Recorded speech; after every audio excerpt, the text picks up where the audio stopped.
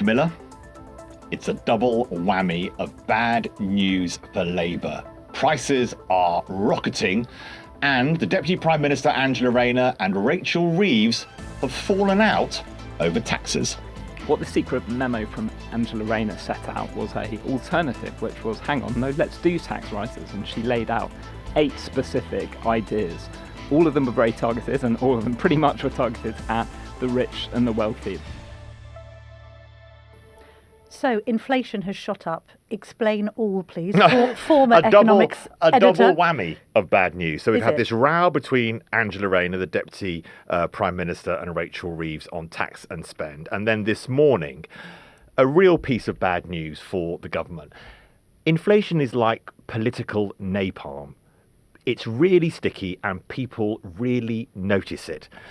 What is the reason for what is happening? So much of it is down to the government. We've had the national insurance rise for businesses.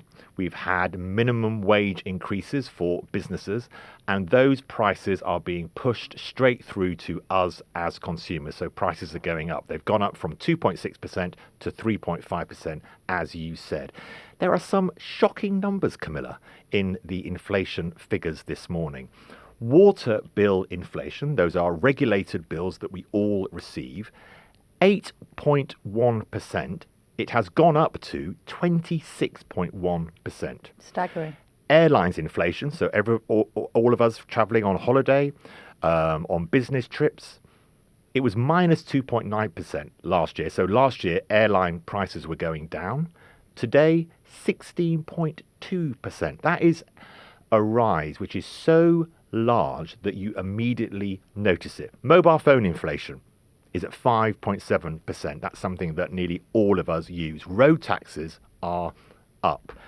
I think there's a real political problem for Keir Starmer. The 1970s, the era of inflation, Labour turfed out. Still stains their record. Why did Joe Biden lose in America? Inflation, well, and the fact that he couldn't remember very much, but inflation for most of the voters in America was one of the reasons they turned against the Democrats. And for Starmer, his line that, growth is doing rather well, it won't be doing rather well in the next quarter, I am sure, because of the awful April that this government have put in place with all their budget tax rises. He's going on growth, whereas the public notice inflation. That is exactly what happened in America. Joe Biden kept saying, we've got great growth. Look at all this growth we've got. The public don't feel growth. They don't really understand what it means. They really feel the prices. And so much of it is down to what the government has done. The increase, for example, in public sector wages is pushing up inflation because demand is increasing more rapidly. Big problem for Rachel Reeves. If interest rates don't come down as quickly, which now looks almost certain, our borrowing costs for all of our debts go up. That increases costs to the government. And it also means if you're holding a mortgage, that mortgage will not be coming down as fast. And because Keir Starmer has made a big deal of there being 4 interest rate cuts and growth is really good, as soon as those things turn against him and he's got sticky inflation, he's got a real problem. Also, despite the actual figures of all this, we do need to reflect what people are actually feeling in their own pockets. You make the point about interest rates having been cut, but many people will have been on a fixed rate mortgage anyway and feel rather shafted after Liz Truss's mini budget, which did affect a great many people, including at the time the Chancellor himself, Kwasi Kwarteng, who was renegotiating his own mortgage deal and ended up very many hundreds of pounds out of pocket. So there's people who'll have sympathy with that. As you say now, the interest rate can't come down too much because inflation needs to be stabilised. You've mentioned water, airlines, mobile phones, road tax. Anybody that has to renew anything, any insurance, it's always up, I would suggest. Anyone that is trying to get any work done on their house in any way at all because jobs have dried up, because people don't have that extra expenditure to kind of spend on non-essential improvements, that's gone up. I think people are still feeling it in their supermarket trolley. The prices simply haven't come down. Nobody is walking around the UK saying to themselves, this cost of living crisis feels over. I feel much richer than I did before. And the other reason for that, and we're going to get onto this in just a minute, is of course the tax take. because people feel that they're less well off now if they're working in the private sector, as the vast majority do, than they were before Rachel Reeves's budget. We are now being taxed until the pips squeak. At every turn, we're taxed. NI contributions have gone up for employers. That affects employees. Yes, they have been putting up the minimum wage, but again, the prices that we have to pay in the pubs to reflect the fact that the lowest common denominator worker is now having to be paid more, we're feeling in our pockets. So I just think it's inescapable now. It was interesting to see Kemi Badenoch at Prime Minister's Questions actually have a good star turn. And we may as well hear this clip now, because she did refer to Ben Riley-Smith's brilliant scoop, which is on the front page of The Telegraph today. Let's have a listen to that. He's lost control of the economy. He's lost control of his cabinet. She's sitting there staring at me. She knew exactly what she was doing when she briefed that into the papers. She is demanding, Mr. Speaker, 8 new tax rises, as if we haven't suffered enough. People out there are struggling. Businesses are struggling. People are losing their jobs. We cannot have more tax rises. Will the Prime Minister rule out new tax rises this year? And the point is, Kamal, that she is reflecting the fact, by using good terminology like the jobs tax, to hit home the message that overwhelmingly the response to the Chancellor's budget has been bad. And that's not just business people. I know that Keir Starmer spent all week talking about all of the businesses that are welcoming his Brexit reset. But the reality of the situation, if you're looking for a job, if you're working for a recruitment agency, frankly, if you're working for a firm that can't afford to give any pay rises and is actually considering letting people go, if you're actually in the real world, as opposed to the political bubble that Starmer and co inhabit, you can report quite fairly that it's tough out there. And that's what Badenoch, I think, is trying to convey in the House of Commons. And she's on the right side of that debate. As I say, talking about growth and interest rates seems very distant from people's lives, but talking about food and water bills and fuel bills is very close to people's lives. Wasn't it interesting in Prime Minister's Questions, Camilla? Clearly, Starmer is shipping political water, and he's desperately looking for some good news for his own restless backbenchers.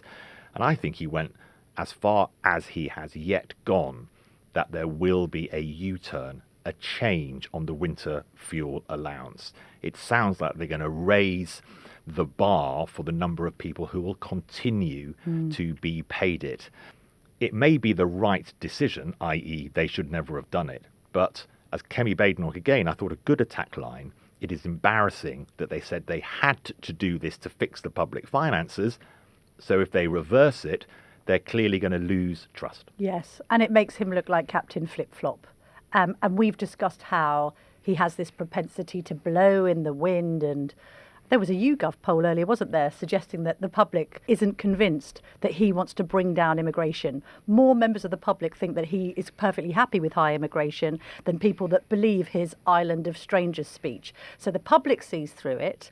If he's then forced into a climb down over winter fuel, it makes him look weak. And for the first time today at PMQs, I felt he was on the ropes. You know, she hasn't been able to land many blows, but, you know, this is a little cut on the side of his eye that if she keeps on punching, may turn into something a little bit more sinister.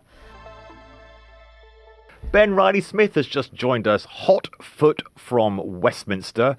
The scoop still smouldering in your pocket. So good that it was mentioned in Prime Minister's Questions. Very well done with the across the front page of the Telegraph this morning. That's huge row between Angela Rayner, the Deputy Prime Minister, Rachel Reeves, the Chancellor, over taxes. Ben, do you just want to take us through exactly what the memo that was leaked to you from Angela Rayner revealed about what the left, if she does represent that, really wants? They want tax rises, not public service cuts. So we need to go back to mid-March. That was the run-up to the spring statement. Rachel Reeves, the Chancellor, had a financial black hole to fill because economic forecasts had got worse. She didn't want to change her borrowing rules, so she had this choice of, do I do tax rises or spending cuts? The Treasury is very clear. They didn't want more tax rises. They didn't last autumn, politically tricky. They just wanted to do spending cuts. But that was stuff that the left didn't want to see removed. So we know it was benefits to disabled people. It was a near halving of the foreign aid budget, in part to fund more defence spending. What the secret memo from Angela Rayner set out was a alternative, which was, hang on, no, let's do tax rises. And she laid out 8 specific ideas. All of them were very targeted, and all of them pretty much were targeted at the rich and the wealthy. There was this idea that people paying the 45p income tax rate, the threshold should be frozen in 2028, so more people are dragged into that. There were attempts to raise tax on dividends, on shares. The banks were encouraged to pay more corporation tax. Now, we ultimately know Rachel Reeves didn't put any of these in her spring statement, but it reveals that frustration with the left about where the spending cuts are landing isn't just among Labour MPs, it's going all the way to the centre of the cabinet. And Ben, we just heard Kemi Badenoch refer to the story at PMQs. I know better than to ask a journalist to reveal his sources, but the leader of the opposition seems to be suggesting that this memo may have been leaked by Angela Rayner herself or someone close to her, Ben. Well, I think my policy with sources is always don't discuss it. But one thing I will say, having done a lot of these leaks, I always say this, I've been on the outside of them when you try and draw a line straight from the leak and who you think benefits. And I've been on the inside of them previously when you've been rolling your eyes and thinking that is never how it actually works. It's so much more nuanced and complicated. So I'd just offer a bit of caution to those people who are saying, oh, it's Rayner's tax proposals, therefore it definitely came from Rayner or anything like that, because doing that kind of joining the dots is never what the reality is on the inside. What does this tell us, Ben, about the battle for the soul of the Labour Party? We were discussing yesterday, weren't we, Camilla? Keir Starmer had a very tricky meeting with backbench MPs who are very upset with the benefit cuts, in particular disability benefit cuts. Today, the clearest signal from the Prime Minister, they are going to U-turn on the winter fuel allowance cut for pensioners. Starmer, as ever, is trying to sort of ride a boat in 2 different directions. I think Rachel Reeves is far sort of flintier, harder, slightly more Blairite in her approach. There's no point in tacking to the left, just constantly taxing everyone again and again and again. We're going to lose the election going in that direction. But Rayner really speaks to this rather more what you might describe as traditional left. Her power base is from the unions. She was actually voted into position, and her platform is all about maintaining the flame of the left. Where does Keir, the whole point that the public simply do not understand, where on earth does Keir Starmer stand on this debate? Well, I think that's exactly it. It's so fundamental for this government. It boils down to what is your purpose? What do you want to do with power? We know there were really nimble political opposition when the Tories were in power. Minimising rows on tax. They knew what they needed to say to get power, and of course the electorate was sick and tired of the Tories and gave them that drubbing. But now that they've got power, where do they stand? Keir Starmer put forward a vision when he ran for the leadership in 2020, which is very different from the vision that he put forward just in after Jeremy 2024 Corbyn, election. of course. Yeah, Absolutely. He said keep free movement. Was very supportive of immigrant rights and has changed position dramatically in power. So especially those on the left are looking at what's happened in the last couple of months, slashing welfare, slashing the foreign aid budget, coming up with a tougher position on migration, echoing some of the language on migration that you hear from Reform and thinking, well, hang on, is this why we're in power? We've got this vast majority. Yes, the public finances are tight, but shouldn't we be doing Labour things? And so it's fascinating to see Rayner really much firmer than we knew previously pushing that case to the Treasury. Is Angela Rayner a credible threat to Keir Starmer's leadership? I think talking about threats to the leadership when you're a year in and you've won this stonking majority, the biggest since Blair, is a little overblown. I don't think there's any suggestion that anybody is about to launch a leadership coup. There are discussions on the left, and probably on the centre as well, about what happens when you get to that point that Starmer goes. Nobody thinks it's going to be imminent. You know, is it before the election? Is it after the election? Is it after 3 terms? Who knows? But there is broad discussion, as there always is in Westminster, about who would come next. And there is thinking from figures on the left that who would be the left-wing candidate in that race, and should it be Rayner or should it be someone else? That is certainly discussions that are happening in private. But he's very unpopular, isn't he? I mean, both the main parties, notwithstanding the argument that Reform is the real opposition, are sort of saddled with leaders that seem to be tanking in the approval stakes. Well, when you begin to think, I'm not saying this is close, but if some Labour MPs ever got to the point they thought, well, should we change leader? The thing about Labour is it's incredibly hard to. The Tories had this trigger system where until they changed the rules, 15% of MPs could force a no confidence vote. There is no similar mechanism in the Labour Party. You need someone to go over the top and gather signatures publicly. I think it's 20% that you need to formally trigger a race. Jeremy Corbyn saw off a leadership challenge from Owen Smith when I think 80% plus of his MPs voted for him to go. They kind of forced a ballot just to make the point. So in Labour, it's totally different for the Tories. So even if we ever got to that stage, I don't think you'd see this endless flipping of leaders that we saw in the late Tory What's years. your sense, if you look at the Conservative side, how helpful is this brilliant story from you for Kemi Badenoch? I think there was a reason behind Kemi Badenoch choosing to go on it in PMQs, because she knows she's punching a bruise on the Labour side, because they know it's true. And that's always the most damaging place that the opposition can play into for the government, when the truth is obvious about this left split. But how do you think, we were talking yesterday about Kemi Badenoch's position, this really appalling position in the polls, now 4th in the polls behind the Lib Dems. Does this help her at all? Good performance today, as you say, Camilla. How at risk is she? I think you're right about Keir Starmer. Labour don't do regicide generally, but the Tories certainly do. Well, is it helpful for her? Yes, absolutely. Why? Because most elections are won and lost on the economy. And if the Tories are going to have any chance of regaining power at the next election, they need to regain economic credibility. A lot of the statistics are moving in their favour. Under Labour, inflation is going up. Under Labour, economic growth forecasts have been slashed. They've done this big tax rise that has proved provocative and controversial for some people. Certainly businesses are feeling the squeeze. So you can see these things beginning to line up. And then to prove hard, in fact, via our reporting, that people at the very top of the government are also concerned about the economic strategy, that clearly helps Kemi Badenoch. Is it suddenly going to see them jump from 4th to 1st? No, I don't think so, because there's so much toxicity from the electorate towards the Conservatives. It takes a long time for that to seep, even if you had Margaret Thatcher ×2 leading the party. Just there is some natural electoral cycle that... Do you think she's at risk? I think she is at risk. I don't think it's immediate. When you talk to people privately, she has only had 6, 7, 8 months in power. I think the key moment, as a lot of people say, is next spring, when she would have had 18 months. There'll be another set of not just local elections, but Scottish and Welsh parliamentary elections. If Reform come top in Wales... Yes. If Reform get above the Tories in Scotland, if she's had 18 months and she hasn't turned it around, and remember, after that year point, her protection from the no confidence letters disappears, then I think that's when you might see MPs moving. We know that Robert Jenrick is on manoeuvres.